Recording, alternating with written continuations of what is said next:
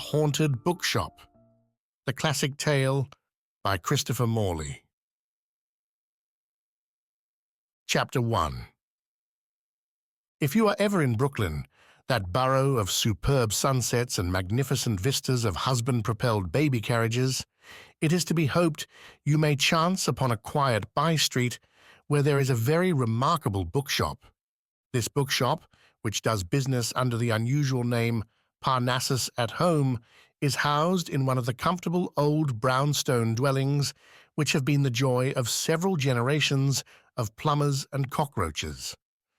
The owner of the business has been at pains to remodel the house to make it a more suitable shrine for his trade, which deals entirely in second-hand volumes. There is no second-hand bookshop in the world more worthy of respect. It was about 6 o'clock of a cold November evening, with gusts of rain splattering upon the pavement, when a young man proceeded uncertainly along Gissing Street, stopping now and then to look at shop windows as though doubtful of his way. At the warm and shining face of a French rotisserie, he halted to compare the number enamelled on the transom with a memorandum in his hand. Then he pushed on for a few minutes, at last reaching the address he sought. Over the entrance, his eye was caught by the sign, Parnassus at Home, R. and H. Mifflin. Book lovers. Welcome. This shop is haunted. He stumbled down the 3 steps that led into the dwelling of the Muses, lowered his overcoat collar, and looked about. It was very different from such bookstores as he had been accustomed to patronize. 2 stories of the old house had been thrown into one. The lower space was divided into little alcoves. Above, a gallery ran round the wall which carried books to the ceiling. The air was heavy with the delightful fragrance of mellowed paper and leather, surcharged with a strong bouquet of tobacco. In front of him, he found a large placard in a frame. This shop is haunted by the ghosts of all great literature, in hosts. We sell no fakes or trashes. Lovers of books are welcome here. No clerks will babble in your ear. Please smoke, but don't drop ashes. Browse as long as you like. Prices of all books plainly marked. If you want to ask questions, you'll find the proprietor where the tobacco smoke is thickest. We pay cash for books. We have what you want, though you may not know you want it. Malnutrition of the reading faculty is a serious thing. Let us prescribe for you, by R. and H. Mifflin, proprietors. The shop had a warm and comfortable obscurity, a kind of drowsy dusk, stabbed here and there by bright cones of yellow light from green-shaded electrics. There was an all-pervasive drift of tobacco smoke which eddied and fumed under the glass lampshades. Passing down a narrow aisle between the alcoves, the visitor noticed that some of the compartments were wholly in darkness. In others, where lamps were glowing, he could see a table and chairs.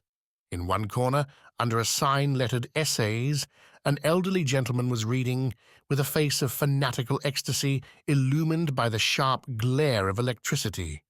But there was no wreath of smoke about him, so the newcomer concluded he was not the proprietor.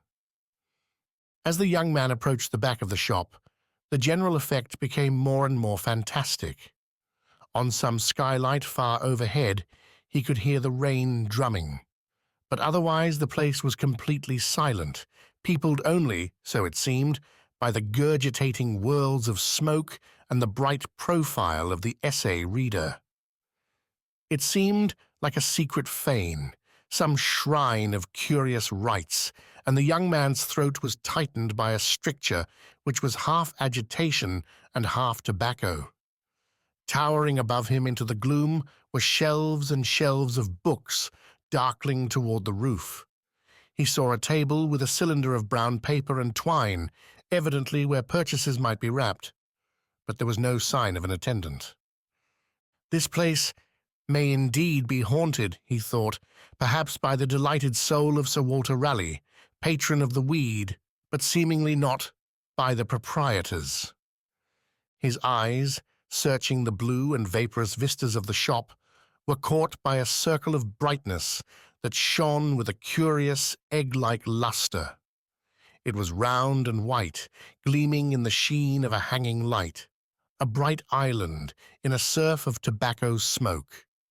He came more close and found it was a bald head. This head, he then saw, surmounted a small, sharp-eyed man who sat tilted back in a swivel chair in a corner which seemed the nerve center of the establishment. The large pigeon-holed desk in front of him was piled high with volumes of all sorts, with tins of tobacco and newspaper clippings and letters. An antiquated typewriter, looking something like a harpsichord, was half buried in sheets of manuscript. The little bald-headed man was smoking a corncob pipe and reading a cookbook. "I beg your pardon," said the caller pleasantly. "Is this the proprietor?" Mr. Roger Mifflin, the proprietor of Parnassus at home, looked up, and the visitor saw that he had keen blue eyes, a short red beard, and a convincing air of competent originality. "It is," said Mr. Mifflin. "Anything I can do for you?" "My name is Aubrey Gilbert," said the young man. "I am representing the Grey Matter Advertising Agency. I want to discuss with you the advisability of your letting us handle your advertising account, prepare snappy copy for you, and place it in large circulation mediums. Now the war's over, you ought to prepare some constructive campaign for bigger business." The bookseller's face beamed. He put down his cookbook, blew an expanding gust of smoke, and looked up brightly. "My dear chap," he said, "I don't do any advertising." "Impossible!" cried the other, aghast as at some gratuitous indecency. "Not in the sense you mean. Such advertising as benefits me most is done for me by the snappiest copywriters in the business." "I suppose you refer to whitewash and gilt," said Mr. Gilbert wistfully.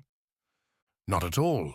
The people who are doing my advertising are Stevenson, Browning, Conrad, and Company." "Dear me," said the Grey Matter solicitor, "I don't know that agency at all. Still, I doubt if their copy has more pep than ours." "I don't think you get me. I mean that my advertising is done by the books I sell. If I sell a man a book by Stevenson or Conrad, a book that delights or terrifies him, that man and that book become my living advertisements." "But that word-of-mouth advertising is exploded," said Gilbert. "You can't get distribution that way. You've got to keep your trademark before the public." "By the bones of Tauchnitz," cried Mifflin. "Look here, you wouldn't go to a doctor, a medical specialist, and tell him he ought to advertise in papers and magazines? A doctor is advertised by the bodies he cures. My business is advertised by the minds I stimulate. And let me tell you that the book business is different from other trades. People don't know they want books. I can see just by looking at you that your mind is ill for lack of books, but you are blissfully unaware of it. People don't go to a bookseller until some serious mental accident or disease makes them aware of their danger. Then they come here.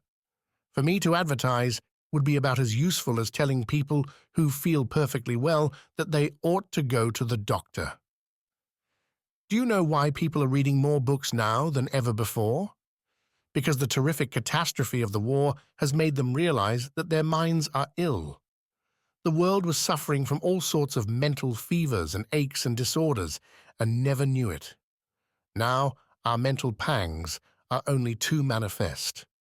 We are all reading, hungrily, hastily, trying to find out, after the trouble is over, what was the matter with our minds. The little bookseller was standing up now, and his visitor watched him with mingled amusement and alarm. "You know," said Mifflin, "I am interested that you should have thought it worthwhile to come in here. It reinforces my conviction of the amazing future ahead of the book business. But I tell you that future lies not merely in systematizing it as a trade. It lies in dignifying it as a profession. It is small use to jeer at the public for craving shoddy books, quack books, untrue books. Physician, cure thyself. Let the bookseller learn to know and revere good books. He will teach the customer. The hunger for good books is more general and more insistent than you would dream. But it is still in a way subconscious. People need books, but they don't know they need them. Generally, they are not aware that the books they need are in existence. "Why wouldn't advertising be the way to let them know?" asked the young man, rather acutely. "My dear chap, I understand the value of advertising, but in my own case it would be futile. I am not a dealer in merchandise, but a specialist in adjusting the book to the human need. Between ourselves, there is no such thing, abstractly, as a good book. A book is good only when it meets some human hunger or refutes some human error. A book that is good for me would very likely be punk for you. My pleasure is to prescribe books for such patients as drop in here and are willing to tell me their symptoms. Some people have let their reading faculties decay so that all I can do is hold a post-mortem on them. But most are still open to treatment. There is no one so grateful as the man to whom you have given just the book his soul needed, and he never knew it. No advertisement on earth is as potent as a grateful customer. I will tell you another reason why I don't advertise," he continued. "In these days, when everyone keeps his trademark before the public, as you call it, not to advertise is the most original and startling thing one can do to attract attention. It was the fact that I do not advertise that drew you here, and everyone who comes here thinks he has discovered the place himself. He goes and tells his friends about the book asylum run by a crank and a lunatic, and they come here in turn to see what it is like." "I should like to come here again myself and browse about," said the advertising agent. "I should like to have you prescribe for me." "The first thing needed is to acquire a sense of pity. The world has been printing books for 450 years, and yet gunpowder still has a wider circulation. Never mind. Printer's ink is the greater explosive. It will win. Yes, I have a few of the good books here. There are only about 30,000 really important books in the world. I suppose about 5,000 of them were written in the English language, and 5,000 more have been translated." "You are open in the evenings?" "Until 10 o'clock. A great many of my best customers are those who are at work all day and can only visit bookshops at night. The real book lovers, you know, are generally among the humbler classes. A man who is impassioned with books has little time or patience to grow rich by concocting schemes for cozening his fellows." The little bookseller's bald pate shone in the light of the bulb hanging over the wrapping table. His eyes were bright and earnest. His short red beard bristled like wire. He wore a ragged brown Norfolk jacket from which 2 buttons were missing. A bit of a fanatic himself, thought the customer, but a very entertaining one. "Well, sir," he said, "I am ever so grateful to you. I'll come again. Good night." And he started down the aisle for the door. As he neared the front of the shop, Mr. Mifflin switched on a cluster of lights that hung high up, and the young man found himself beside a large bulletin board covered with clippings, announcements, circulars, and little notices written on cards in a small, neat script. The following caught his eye. RX. If your mind needs phosphorus, try Trivia by Logan Pearsall Smith. If your mind needs a whiff of strong air, blue and cleansing, from hilltops and primrose valleys, try The Story of My Heart by Richard Jefferies. If your mind needs a tonic of iron and wine and a thorough rough and tumbling, try Samuel Butler's Notebooks or The Man Who Was Thursday by Chesterton. If you need all manner of Irish and a relapse into irresponsible freakishness, try The Demigods by James Stephens. It is a better book than one deserves or expects. It's a good thing to turn your mind upside down now and then, like an hourglass, to let the particles run the other way. One who loves the English tongue can have a lot of fun with a Latin dictionary. Roger Mifflin. Human beings pay very little attention to what is told them unless they know something about it already. The young man had heard of none of these books prescribed by the practitioner of bibliotherapy. He was about to open the door when Mifflin appeared at his side. "Look here," he said, with a quaint touch of embarrassment. I was very much interested by our talk. I'm all alone this evening. My wife is away on a holiday. Won't you stay and have supper with me? I was just looking up some new recipes when you came in." The other was equally surprised and pleased by this unusual invitation. "Why, that's very good of you," he said. "Are you sure I won't be intruding?" "Not at all," cried the bookseller. "I detest eating alone. I was hoping someone would drop in. I always try to have a guest for supper when my wife is away. I have to stay at home, you see, to keep an eye on the shop. We have no servant, and I do the cooking myself. It's great fun. Now you light your pipe and make yourself comfortable for a few minutes while I get things ready. Suppose you come back to my den." On a table of books at the front of the shop, Mifflin laid a large card lettered, "Proprietor at supper. If you want anything, ring this bell." Beside the card, he placed a large old-fashioned dinner bell, and then led the way to the rear of the shop. Behind the little office in which this unusual merchant had been studying his cookbook, a narrow stairway rose on each side, running up to the gallery. Behind these stairs, a short flight of steps led to the domestic recesses. The visitor found himself ushered into a small room on the left, where a grate of coals glowed under a dingy mantelpiece of yellowish marble. On the mantel stood a row of blackened corncob pipes and a canister of tobacco. Above was a startling canvas in emphatic oils, representing a large blue wagon drawn by a stout white animal, evidently a horse. A background of lush scenery enhanced the forceful technique of the limner.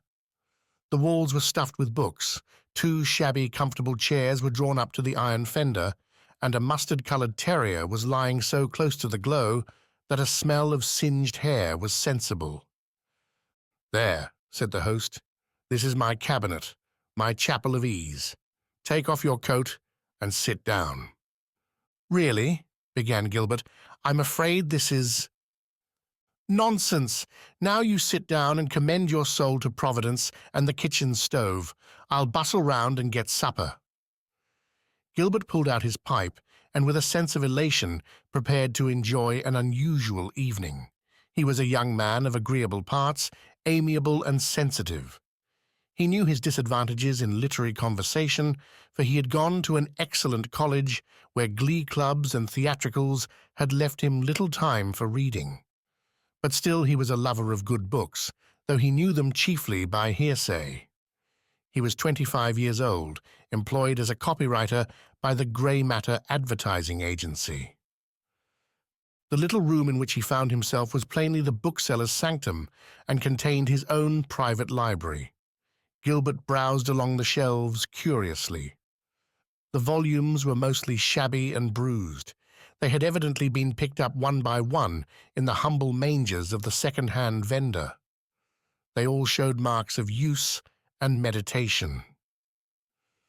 Mr. Gilbert had the earnest mania for self-improvement which has blighted the lives of so many young men, a passion which, however, is commendable in those who feel themselves handicapped by a college career and a jeweled fraternity emblem. It suddenly struck him that it would be valuable to make a list of some of the titles in Mifflin's collection as a suggestion for his own reading. He took out a memorandum book and began jotting down the books that intrigued him. The works of Francis Thompson, 3 volumes. Social History of Smoking, A Person. The Path to Rome, Hilaire Belloc. The Book of Tea, Cacuzo. Happy Thoughts, F.C. Burnand. Dr. Johnson's Prayers and Meditations. Margaret Ogilvy, J.M. Barrie. Confessions of a Thug. Taylor, General Catalogue of the Oxford University Press. The Morning's War. C.E. Montague, The Spirit of Man, edited by Robert Bridges. The Romany Rye, Borrow, Poems, Emily Dickinson, Poems, George Herbert. The House of Cobwebs, George Gissing. So far had he got, and was beginning to say to himself that in the interests of advertising, who is a jealous mistress, he had best call a halt, when his host entered the room, his small face eager, his eyes blue points of light. "Come, Mr. Aubrey Gilbert," he cried. "The meal is set. You want to wash your hands? Make haste then this way. The eggs are hot and waiting." The dining room into which the guest was conducted betrayed a feminine touch not visible in the smoke-dimmed quarters of shop and cabinet. At the windows were curtains of laughing chintz and pots of pink geranium. The table under a drop light in a flame-colored silk screen was brightly set with silver and blue china. In a cut-glass decanter sparkled a ruddy brown wine. The edged tool of advertising felt his spirits undergo an unmistakable upward pressure. "Sit down, sir," said Mifflin, lifting the roof of a platter. "These are eggs, Samuel Butler, an invention of my own, the apotheosis of hen fruit." Gilbert greeted the invention with applause. An egg Samuel Butler for the Notebook of Housewives may be summarized as a pyramid, based upon toast, whereof the chief masonries are a flake of bacon, an egg poached to firmness, a wreath of mushrooms, a cap-sheaf of red peppers, the whole dribbled with a warm pink sauce of which the inventor retains the secret. To this, the bookseller chef added fried potatoes from another dish, and poured for his guest a glass of wine. "This is California Catawba," said Mifflin, "in which the grape and the sunshine very pleasantly and cheaply fulfill their allotted destiny. I pledge you prosperity to the black art of advertising."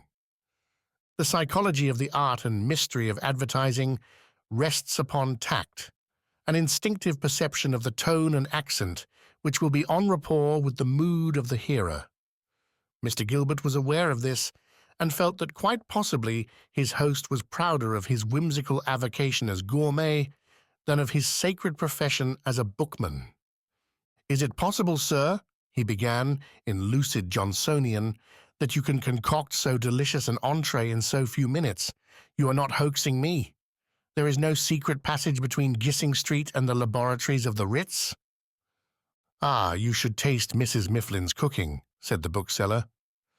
"I am only an amateur who dabbles in the craft during her absence.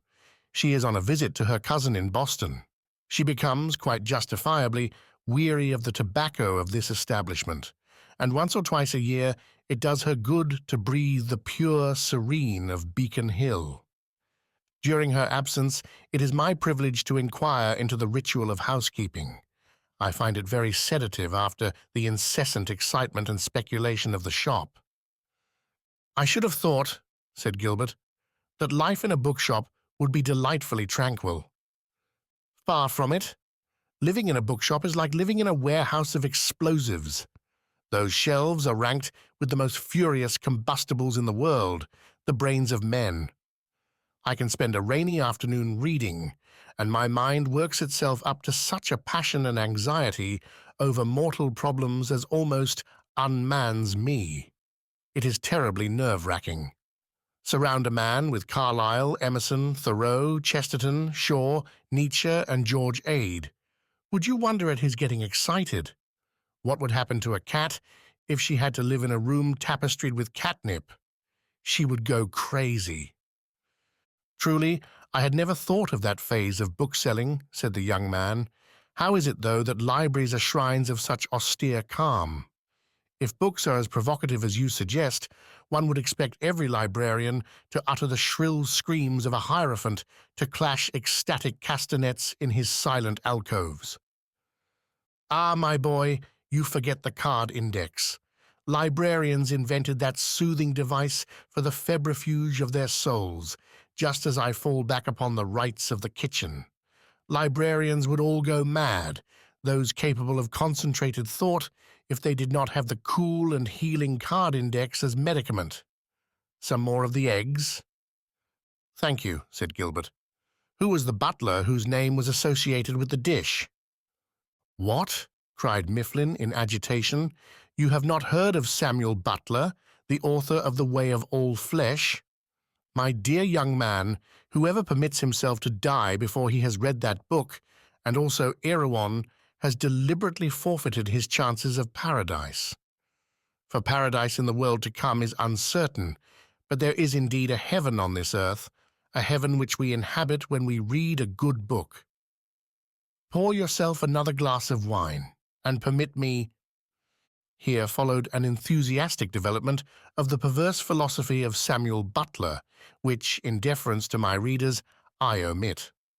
Mr. Gilbert took notes of the conversation in his pocketbook, and I am pleased to say that his heart was moved to a realization of his iniquity, for he was observed at the public library a few days later, asking for a copy of The Way of All Flesh. After inquiring at 4 libraries and finding all copies of the book in circulation, he was compelled to buy one. He never regretted doing so. "But I am forgetting my duties as host," said Mifflin. "Our dessert consists of applesauce, gingerbread, and coffee." He rapidly cleared the empty dishes from the table and brought on the second course. "I have been noticing the warning over the sideboard," said Gilbert. "I hope you will let me help you this evening." He pointed to a card hanging near the kitchen door. It read, "Always wash dishes immediately after meals. It saves trouble." "I'm afraid I don't always obey that precept," said the bookseller as he poured the coffee. "Mrs. Mifflin hangs it there whenever she goes away to remind me. But as our friend Samuel Butler says, he that is stupid in little will also be stupid in much. I have a different theory about dishwashing, and I please myself by indulging it. I used to regard dishwashing merely as an ignoble chore, a kind of hateful discipline which had to be undergone with knitted brow and brazen fortitude. When my wife went away the first time, I erected a reading stand and an electric light over the sink, and used to read while my hands went automatically through base gestures of purification. I made the great spirits of literature partners of my sorrow, and learned by heart a good deal of Paradise Lost and of Walt Mason, while I soused and wallowed among pots and pans. I used to comfort myself with 2 lines of Keats. The moving waters at their priest-like task, of pure ablution round earth's human shores. Then a new conception of the matter struck me. It is intolerable for a human being to go on doing any task as a penance, under duress. No matter what the work is, one must spiritualize it in some way, shatter the old idea of it into bits, and rebuild it nearer to the heart's desire. How was I to do this with dishwashing? I broke a good many plates while I was pondering over the matter. Then it occurred to me that here was just the relaxation I needed. I had been worrying over the mental strain of being surrounded all day long by vociferous books, crying out at me their conflicting views as to the glories and agonies of life. Why not make dishwashing my balm and poultice? When one views a stubborn fact from a new angle, it is amazing how all its contours and edges change shape. Immediately my dishpan began to glow with a kind of philosophic halo. The warm, soapy water became a sovereign medicine to retract hot blood from the head. The homely act of washing and drying cups and saucers became a symbol of the order and cleanliness that man imposes on the unruly world about him. I tore down my book rack and reading lamp from over the sink. "Mr. Gilbert," he went on, "do not laugh at me when I tell you that I have evolved a whole kitchen philosophy of my own. I find the kitchen the shrine of our civilization, the focus of all that is comely in life. The ruddy shine of the stove is as beautiful as any sunset. A well-polished jug or spoon is as fair, as complete and beautiful as any sonnet. The dish mop, properly rinsed and wrung and hung outside the back door to dry, is a whole sermon in itself. The stars never look so bright as they do from the kitchen door after the icebox pan is emptied, and the whole place is redd up, as the Scotch say." "A very delightful philosophy indeed," said Gilbert, "and now that we have finished our meal, I insist upon your letting me give you a hand with the washing up. I am eager to test this dish pantheism of yours." "My dear fellow," said Mifflin, laying a restraining hand on his impetuous guest, "it is a poor philosophy that will not abide denial now and then. No, no, I did not ask you to spend the evening with me to wash dishes. And he led the way back to his sitting room. When I saw you come in, said Mifflin, I was afraid you might be a newspaper man looking for an interview. A young journalist came to see us once with very unhappy results. He wheedled himself into Mrs. Mifflin's good graces and ended by putting us both into a book called Parnassus on Wheels, which has been rather a trial to me.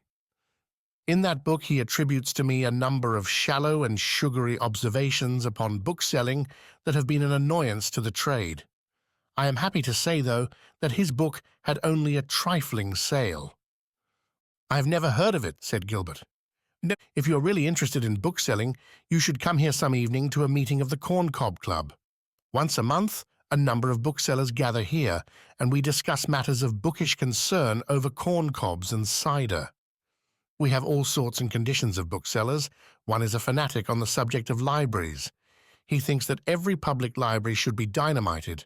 Another thinks that moving pictures will destroy the book trade. What rot! Surely everything that arouses people's minds, that makes them alert and questioning, increases their appetite for books. The life of a bookseller is very demoralizing to the intellect, he went on after a pause. He is surrounded by innumerable books. He cannot possibly read them all. He dips into one and picks up a scrap from another. His mind gradually fills itself with miscellaneous flotsam, with superficial opinions, with 1,000 half-knowledges. Almost unconsciously, he begins to rate literature according to what people ask for. He begins to wonder whether Ralph Waldo Trine isn't really greater than Ralph Waldo Emerson, whether J.M. Chappell isn't as big a man as J.M. Barrie. That way lies intellectual suicide. One thing, however, you must grant the good bookseller. He is tolerant. He is patient of all ideas and theories. Surrounded, engulfed by the torrent of men's words, he is willing to listen to them all. Even to the publisher's salesman he turns an indulgent ear. He is willing to be humbugged for the weal of humanity. He hopes unceasingly for good books to be born. My business, you see, is different from most. I only deal in second-hand books. I only buy books that I consider have some honest reason for existence. Insofar as human judgment can discern, I try to keep trash out of my shelves. A doctor doesn't traffic in quack remedies. I don't traffic in bogus books. A comical thing happened the other day. There is a certain wealthy man, a Mr. Chapman, who has long frequented this shop. I wonder if that could be Mr. Chapman of the Chapman Dainty Bits Company, said Gilbert, feeling his feet touch familiar soil. The same, I believe, said Mifflin. Do you know him? Ah, cried the young man with reverence. There is a man who can tell you the virtues of advertising. If he is interested in books, it is advertising that made it possible. We handle all his copy. I've written a lot of it myself. We have made the Chapman prunes a staple of civilization and culture. I myself devised that slogan, "We preen ourselves on our prunes," which you see in every big magazine. Chapman prunes are known the world over. The Mikado eats them once a week. The Pope eats them. Why, we have just heard that 13 cases of them are to be put on board the George Washington for the President's voyage to the Peace Conference. The Czechoslovak armies were fed largely on prunes. It is our conviction in the office that our campaign for the Chapman prunes did much to win the war. I read in an ad the other day, perhaps you wrote that too, said the bookseller, that the Elgin watch had won the war. However, Mr. Chapman has long been one of my best customers. He heard about the Corn Cob Club, and though of course he's not a bookseller, he begged to come to our meetings. We were glad to have him do so, and he has entered into our discussions with great zeal. Often he has offered many a shrewd comment. He has grown so enthusiastic about the bookseller's way of life that the other day he wrote to me about his daughter. He is a widower. She has been attending a fashionable girls' school where, he says, they have filled her head with absurd, wasteful, snobbish notions.